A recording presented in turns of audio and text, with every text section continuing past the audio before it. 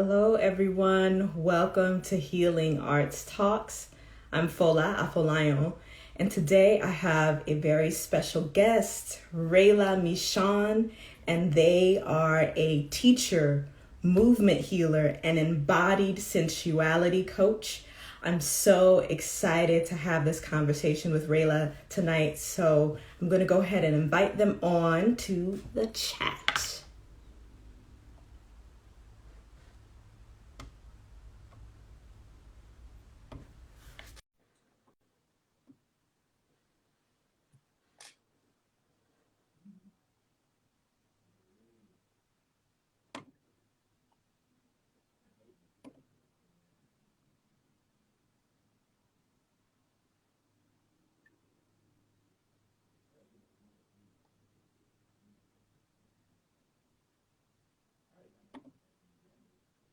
Hello.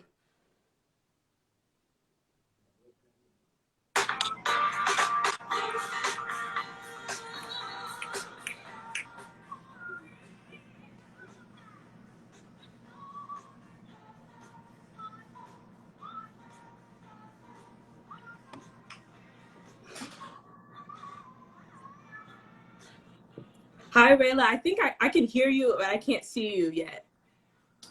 One moment. This is my first time doing.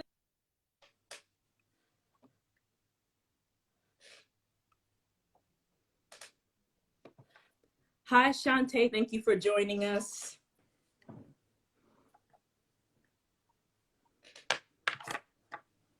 Okay, I see the request. There we go. I think that would.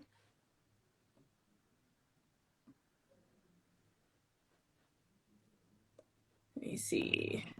Okay, there you are. Okay. I'm in here. How are you tonight? I'm all right. How you doing? I'm doing okay. Thank you so much for joining us tonight.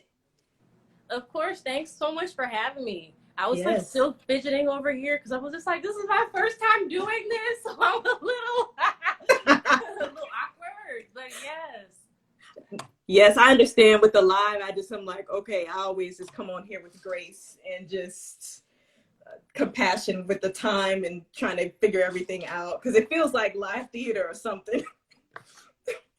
Feel like a boomer doing it, like yeah. Like what's this? What's all of these buttons? My bad. It's all good. Thank you so much. I'm super excited for this conversation and just to learn more about you and have our audience learn more about you and the work that you do, the beautiful work that you do.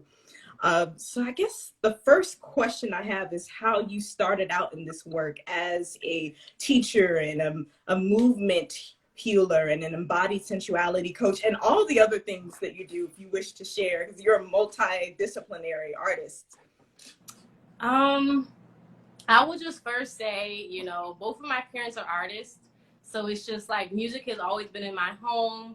Dance has always been a part of my life. My mom was my first dance teacher. So I've always had this basis of community arts and that art needed to be in the community, within the collective, within the tribe, right? And so eventually I started to compete in dance, started to choreograph in high school, eventually became an apprentice for a company, was on the route of being more so of a concert dancer, and it hit grad school when I was studying dance where I was just like, this is a little elitist. Yeah. And also just having this idea that I've always wanted to challenge the fourth wall. And for people that don't know too much about what the fourth wall is, it's literally like you coming into the audience, you directly looking at the audience and literally bringing the people that were originally the audience into the performance, into the happening.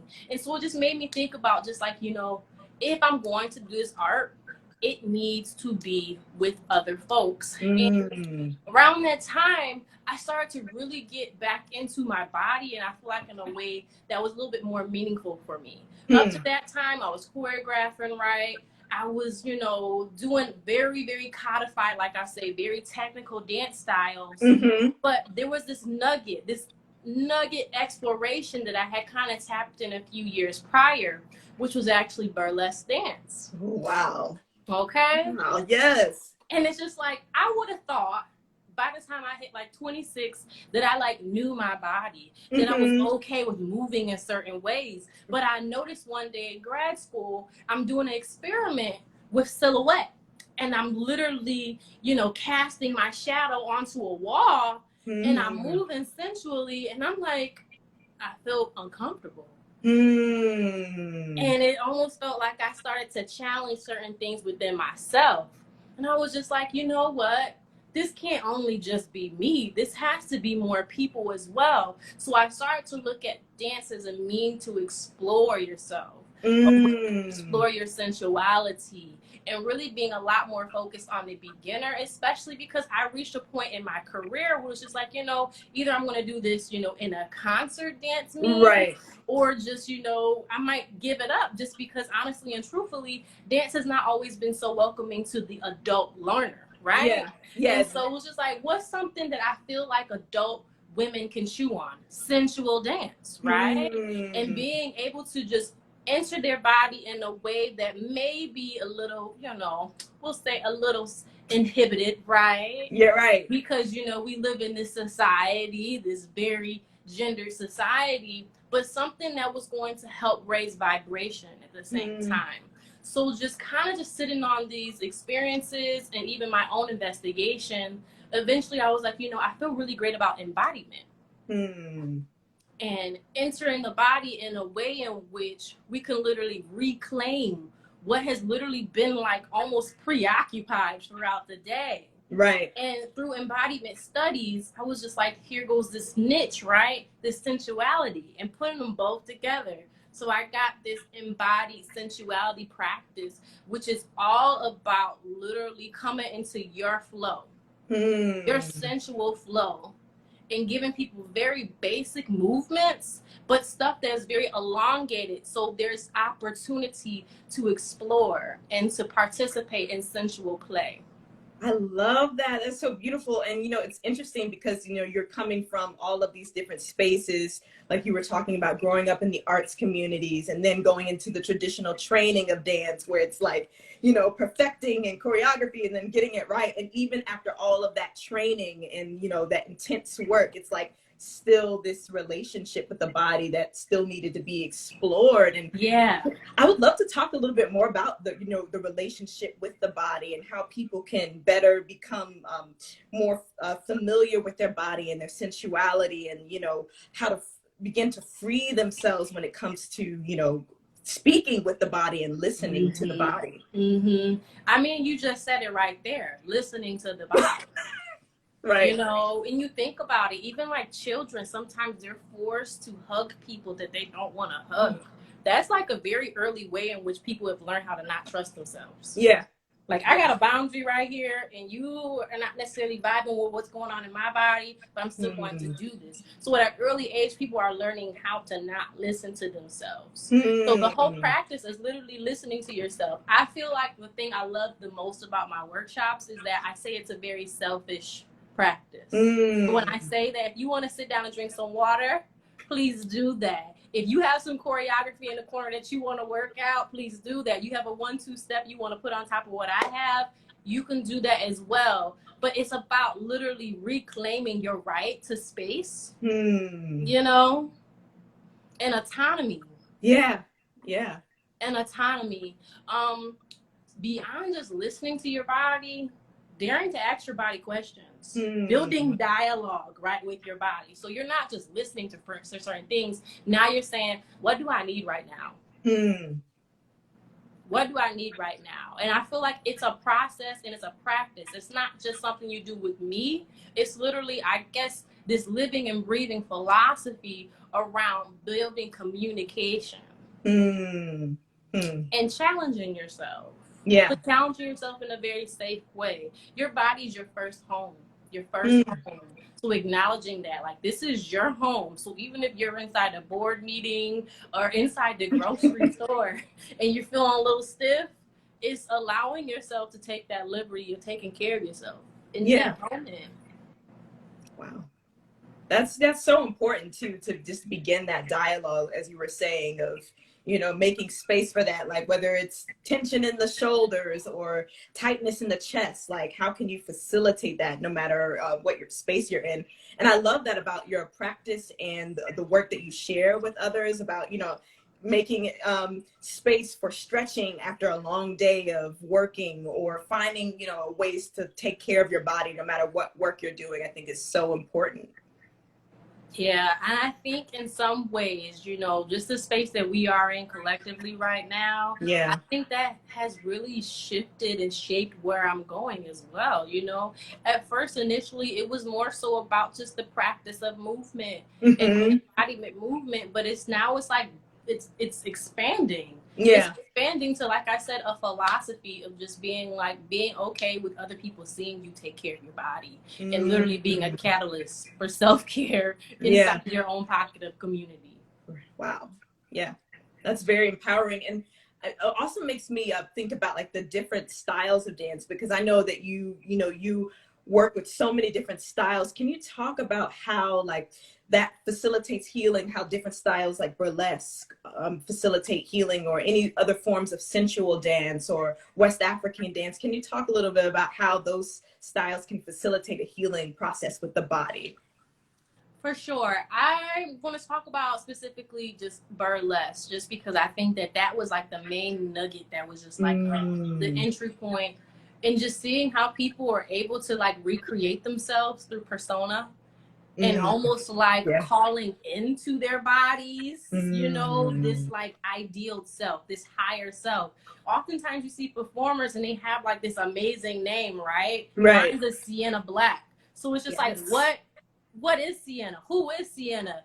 How does Sienna take up space? You know, what type Mm. of being is Sienna? And literally that practice of calling to that character through choreography, through exploration, I feel like it's been extremely liberating. But Mm. like not only just that, at one point in time, you know, for me, I'm just talking about me in particular, just thinking about the performance aspect of burlesque, you know, Yeah. this communication with the audience.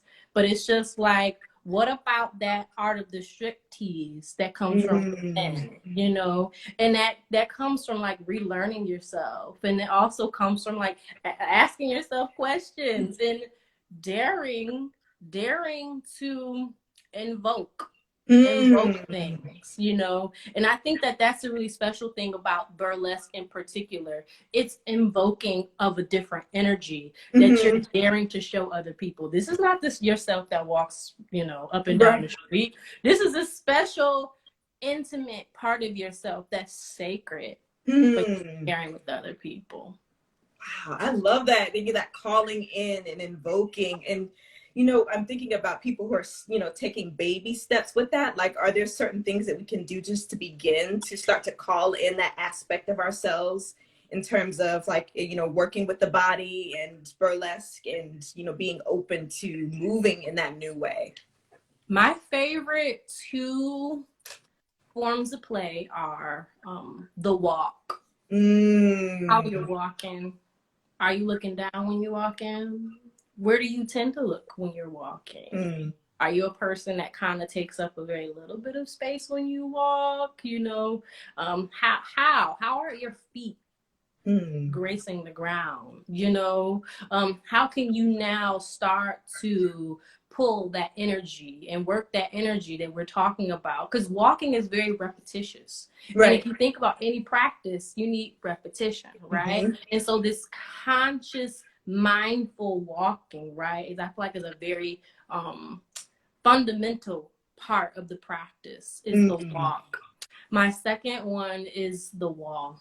The Mm. wall. I love the wall. You know I love the wall. Yes, yes. Yeah. And for some folks that don't know too much about the wall, it's just like, you know, I oftentimes teach about using the wall as a second partner. Hmm. Literally being like this stationary object or tool that helps you deeper stretch and work out. But also when we go into like the whole exploration and freestyling, literally using the wall as a second body, Mm. as a second partner. And in doing that, you might just be leaning on the wall, breathing on the wall, letting your body kind of just like move slightly and subtly on the wall, disengaging from the wall, coming back to the wall. I feel like those are two very basic tools that I love to explore, and like way more vast than I just explained it. But it's so yummy. It's so yummy. I love that. I love that. And it's something that you can continue to practice daily, even if it's for a few minutes of just like letting your body go and feeling and seeing what comes up, and that invoking that you were talking about, just allowing space for that.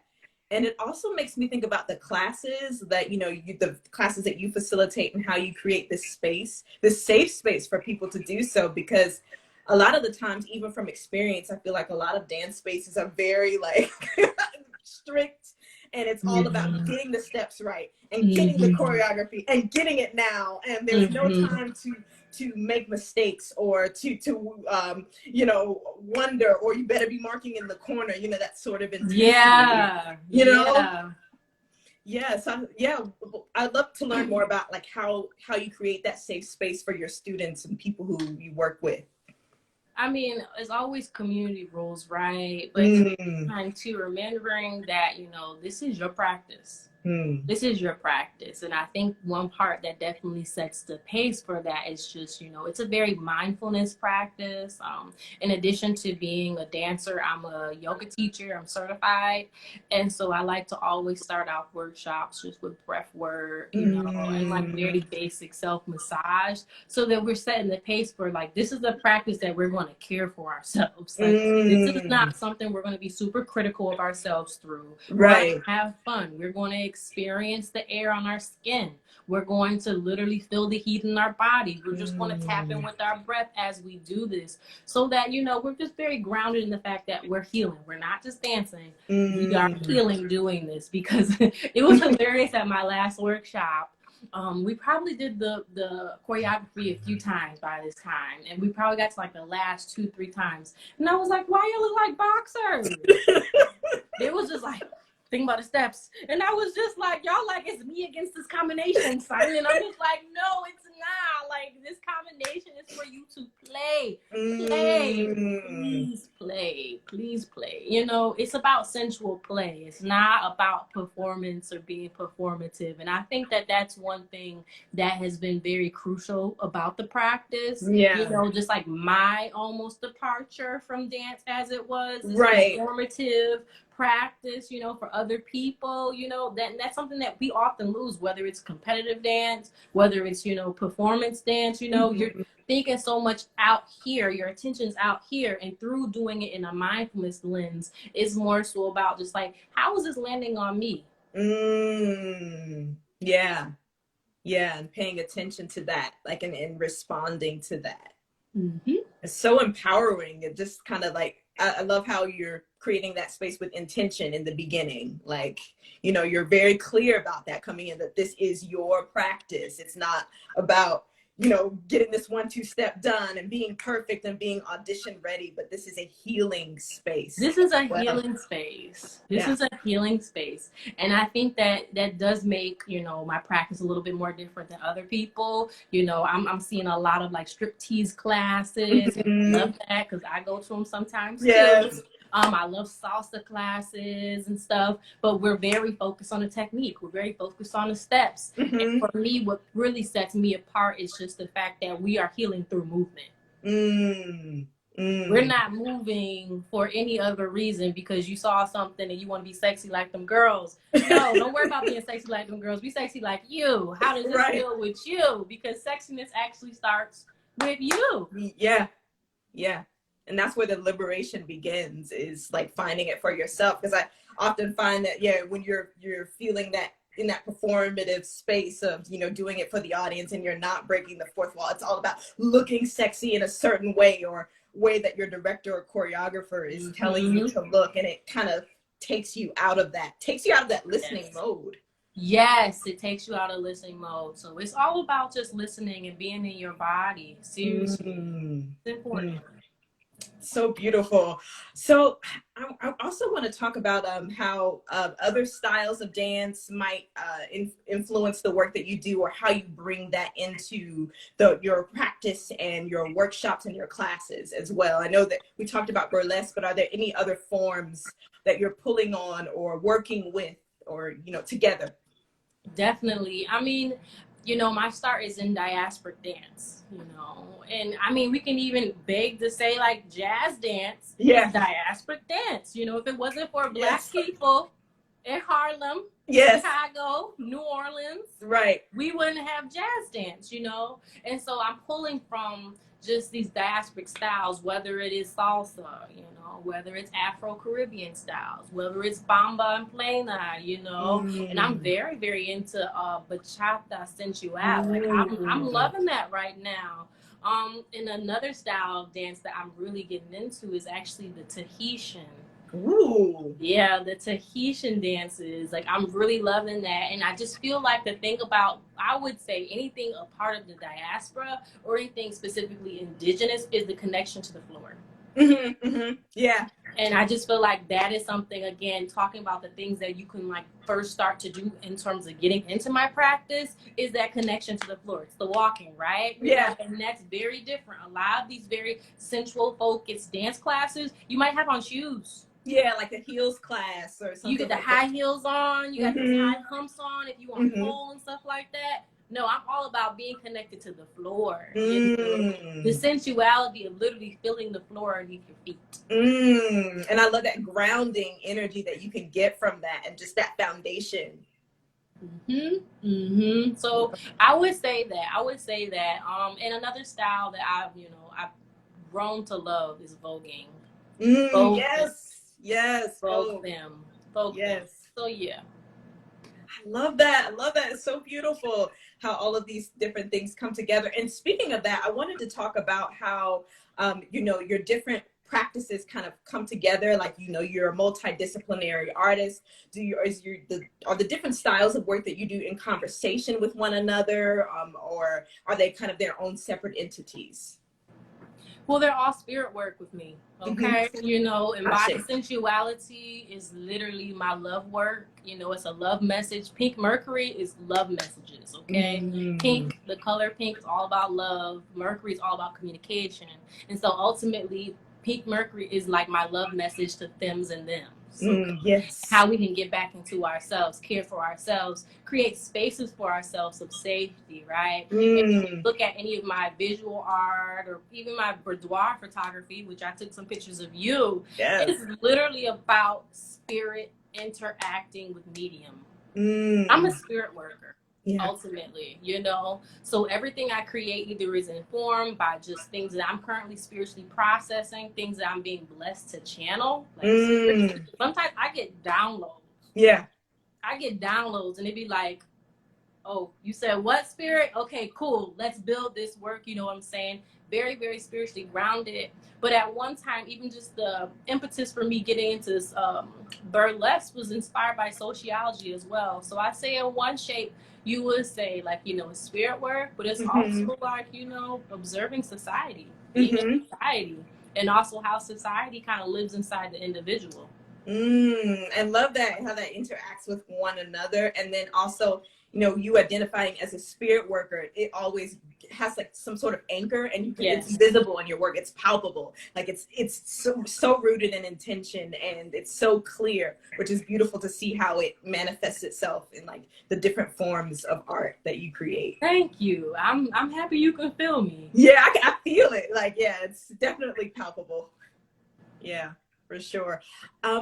We're close to time, but I wanted to give you an opportunity to let people know what you've got going on and how they can connect with you as well.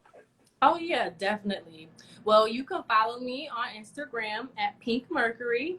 Okay, instead of an I, it's an X. You can also follow me at Rayla Meshawn, RaylaMeshawn, and that's more so like, you know, my creative visual art Instagram. I have some workshops coming up. I have 2 sensual flow workshops coming up. They're local to Philadelphia at Studio 34. I have one December 18th from 1 to 2:30. It's going to be very luscious. However, in the new year, you know, everybody likes to do this new me, new year thing, okay? In the new year, actually, I will be focusing on some more online offerings, okay? So stuff you can do inside your living room, in your bedroom, to conjure up all that goodness, because, you know, everybody's not in Philly. Yeah, yes, I'm so looking forward to your virtual offerings and in-person offerings. Great for people in Philadelphia as well. Definitely check out Rayla's work. You are amazing, and I'm so blessed to know you and to be getting to know you. And I'm looking forward to future collaborations and just connecting with you more.